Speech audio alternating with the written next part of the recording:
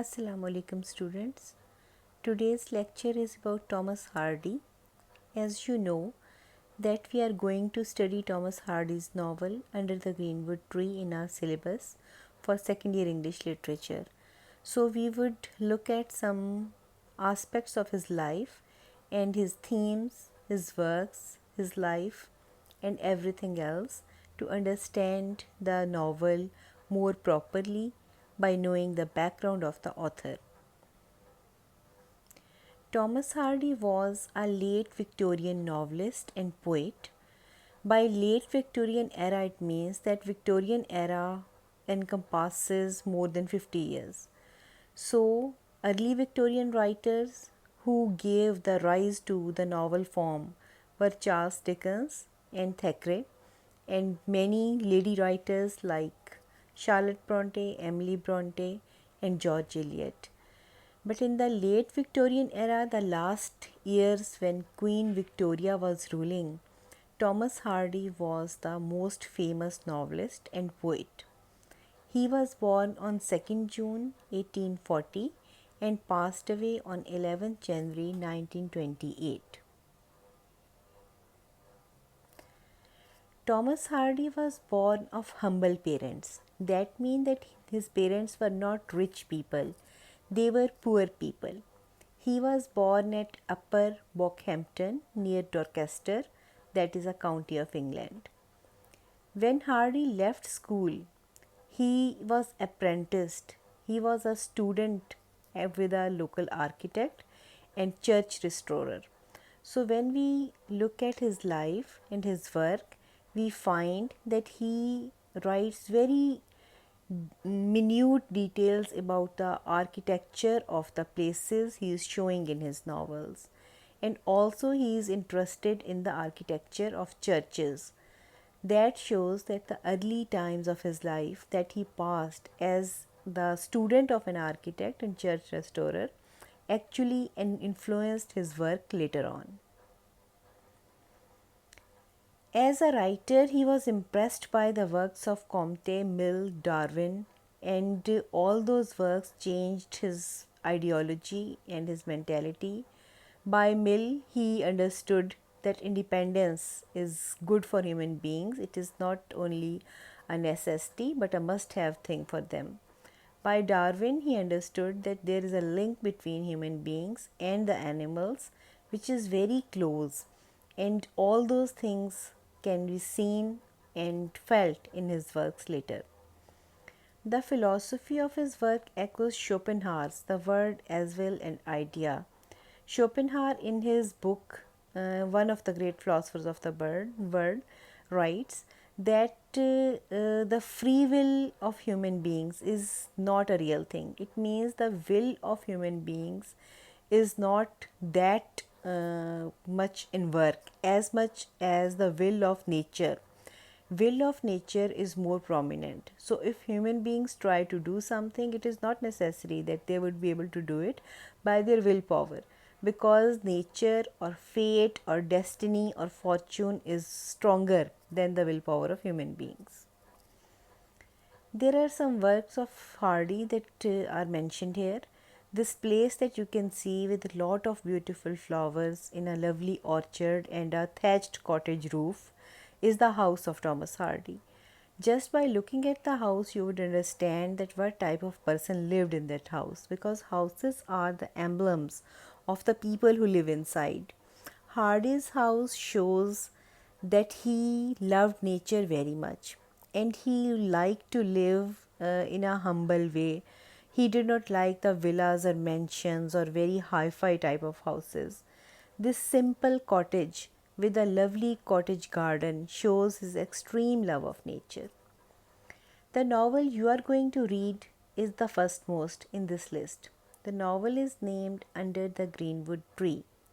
It is one of the earliest novels that Hardy has written. This novel is a love story, a romance. It is set in the beautiful county of Wessex, and there is a village shown in it, and the characters are people of the village. We do not see very intellectual, hi-fi urban personalities in this novel. The people live in countryside, they lead simple lives, their lifestyle is very easy and very informal. Second novel is Far from the Madding Crowd. This was one of the novels where he was leaning more towards the unhappy endings or tragedies. Although this novel does not end in a tragedy, but still there is a sad note to it. Far from the Madding Crowd shows a girl who is shifted to a village and she starts living a life there.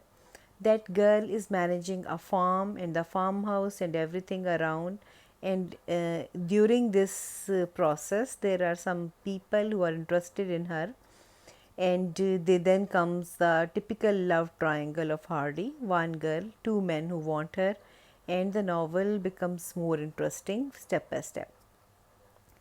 The Return of the Native is another novel, one of the greatest novels he has written. In this novel, Hardy shows that there is a young man who is the hero of the novel, and he lives in Paris, and he is a very high-fi and fashionable person. When he returns to his village, everyone is happy to welcome him back. But there comes a tragedy, because after some time he feels that his eyesight is failing and he is getting visually impaired or blind. And after some time he loses his eyesight to the extent that he cannot read or write. So he cannot go back to Paris, he settles there. During this process, he had fallen in love with a girl and married her, and she had great designs that she would go to Paris with her husband. When that girl, the heroine, finds out that now there is no chance to go to Paris, she is acutely unhappy, and they live an unhappy life for some time. And again, the eternal triangle, another man enters their life, and their lives becomes more tragic. This novel is one of the greatest novels of English literature. The Mayor of Casterbridge, the next novel, is about a man who has a wife and a child, and he is passing by a village. And he is a humble man, a poor man, and for some time he drinks so much at an inn that he loses his consciousness. And during this, he plays a game of dice and he loses his wife and child in that. And another man wins his wife and child and takes them away. When that guy gets up in the morning, our hero, he sees that wife and child are gone, and he knows that he has actually sort of lost them in a game of dice. He becomes so unhappy and so depressed at that he leaves drinking for all his life. And after a long time, he becomes the mayor of a place called Casterbridge.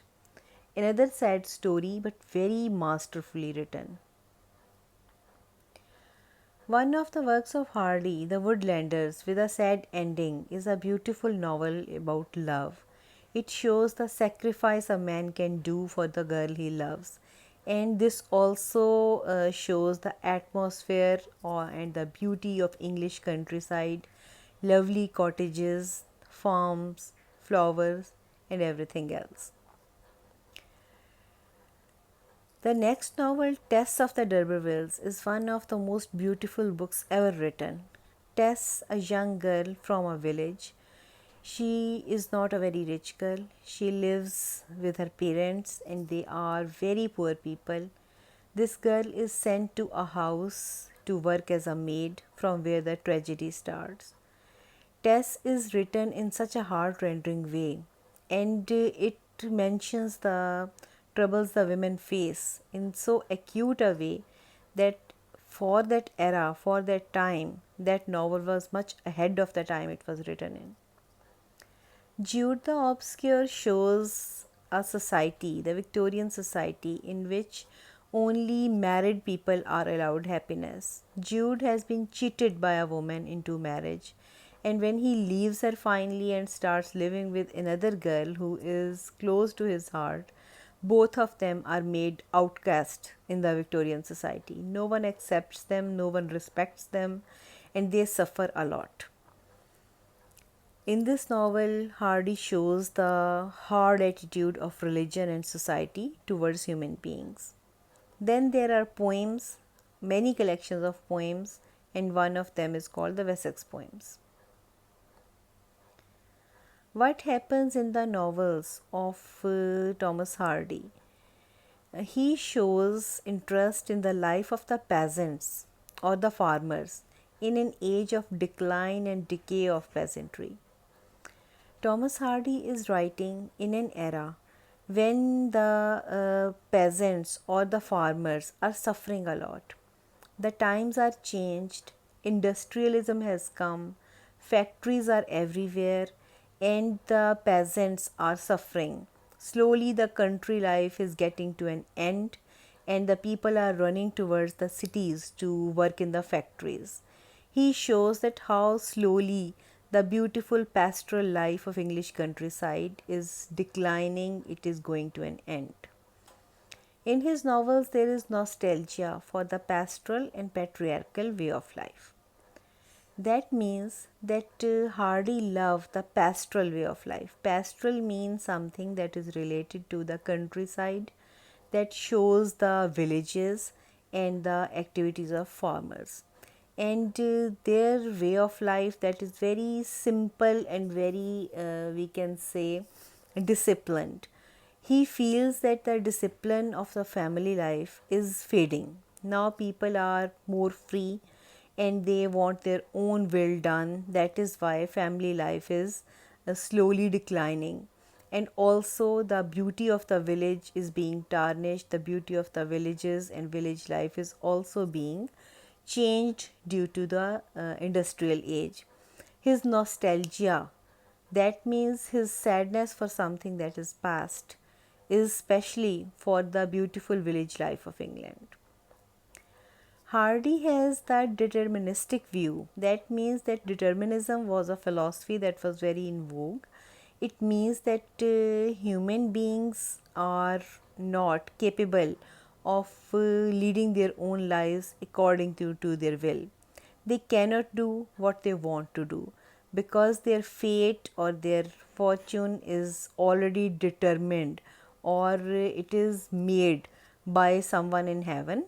And there is the religion that does not give you any consolation, any happiness to change that fact. Actually, according to Hardy, we cannot do anything by our own will. Our fate is decided for us earlier. Man's life controlled by hostile, cruel fate, insensible chance. Hardy believed that a person's life is always controlled by his fate, by his fortune, by his luck, and a person, even if he tries to change his life, he cannot because the fate or the luck or the power of nature is very cruel and it is always against human being. It acts against the human beings, and there is always something happening that ruins our designs, that changes our ideas, that changes our life to the worst. In Hardy's novels, there are some features, and those features show us what sort of things are mentioned in the novels. There is a superb sense of place, description of ruins of churches, towers, walls, but also important monuments like Stonehenge. His pictorial quality is very good. When he is showing something, you can see it when your eyes of fancy because he shows a place to such minute detail with all the effects of the atmosphere mentioned. And if he shows some ruin or a broken place, as we know that he was the student of an architect, so his style is very precise. He shows you one brick at a time and you see the whole place as if it is in front of your eyes, like a movie, like a TV show. This quality is very clear in him that makes his novels more deep and interesting. Love of detail to strengthen the final effect, a naturalistic approach.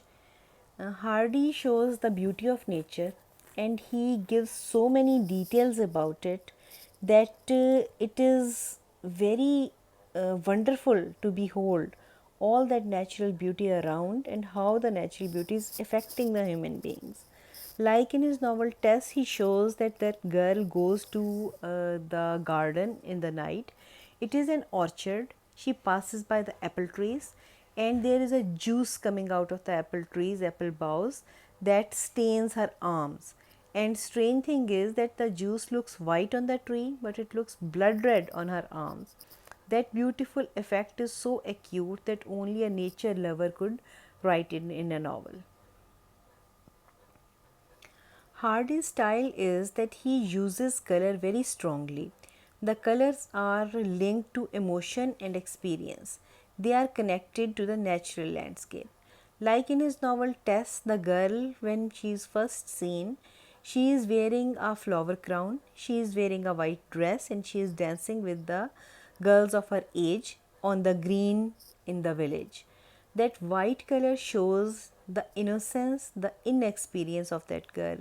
That shows also the purity of that girl and simplicity of her mind and soul. And that color is actually telling that how she is a totally inexperienced girl. While in the end, Tess is shown wearing a black and grey dress. That tells us that her life is full of sadness and sad experiences. He is Victorian omniscient narrator. That means that when he is writing, he is not writing from the point of view of any character. He is writing as Hardy, like a person who knows everything about the characters. Voice is only of Hardy, point of view is only of Thomas Hardy. He uses cinematic techniques similar to camera eye and the zoom. When he is writing the scene, he takes his start by depicting the scene, that what is in the foreground of the scene. After that, he goes to the middle ground. In the end, he goes to the background. In this way, the whole scene is unfolded to us like a camera is zooming and showing us everything. Hardy was writing about Wessex, and the reason was that he lived in Wessex and he liked that place very much. This is a county in England. You know that as we have provinces here in England, there are counties. So the county of Wessex is the main place where the novels happen in Hardy's work. Hardy shows the background of Wessex for each and every novel, and he shows a semi fictional region, and his native county of Dorset is shown in that era of novels he was writing. Why he is using Wessex? Because Alfred the Great, who was a very famous king, his old Saxon kingdom, Saxons were a race of people from which Alfred belonged. Wessex was a place that was full of romance and also history. That is why Thomas Hardy is addicted to writing about Wessex. He believes that history of that place is very old and that ancient history is very colorful as well. And he keeps mentioning the bits of history throughout his novels when he is writing. Themes Hardy uses in his novel are such as criticism of the most conventional, moralistic, hypocritical aspects of Victorian society. He criticizes the society because it is conventional, that means traditional and typical and old fashioned. Also, Victorian society was very moralistic. They were in the favor of the institution of the home, and they believed that anything outside the marriage bonds is wrong. And Hardy sometimes seems to dislike that strictness in Victorian society. Then there were sort of a hypocrisy in the society because people forgave everything the rich people did and they did not forgive anything that the poor people did. So this divide in the society is also criticized by Hardy. Polemic attitude to religion. According to Hardy, Christianity was no longer capable of fulfilling the needs of modern man. He shows that how the strictness of a religion harms people and how the people turn to religion for comfort but they do not find anything.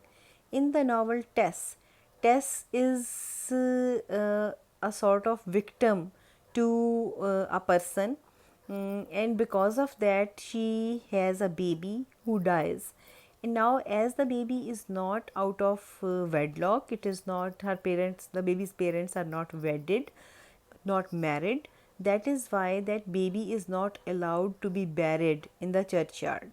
The priest says that you can bury him anywhere. I won't let it bury here because the baby is not a legitimate baby. So the sadness of Tess, the unhappiness of her that she is bound to bury her baby somewhere else, is shown in a very sad way in this novel. Hardy shows that how living is difficult for common people, how they have the lack of money, how they suffer. All those things are shown in his novels because he is writing about poor people, people who live hand to mouth, the people who don't have money for the necessities of life. Nature, according to him, is indifferent to man's destiny. It means whatever happens to man, nature would not help, nature would not care. And also, he sets the pattern of growth and decay implies regeneration. Hardy in his novel shows his characters growing up and also suffering from decay, going down. He also shows the regeneration expressed through the cycle of seasons. That means that he shows that when the spring comes, the people seem to mend their lives, and when the fall comes, they seem to dwindle, they seem to fall off, they seem to be unhappy, and they lose their interest in life. He uses seasons like a cycle of human life in his novels. Thanks for watching. Hope this was helpful.